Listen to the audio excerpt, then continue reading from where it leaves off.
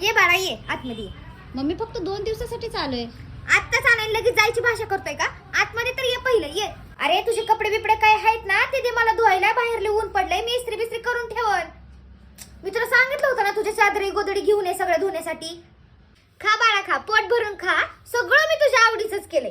ते काय मेस मधलं जेवण हसतंय होय? पाण्यासारखं जेवण, तसल्या रबऱ्यासारख्या चपात्या भात तर सांगायलाच नको. अजून काही लागलं ना मला आवाज दे, मी इथंच बसलेली.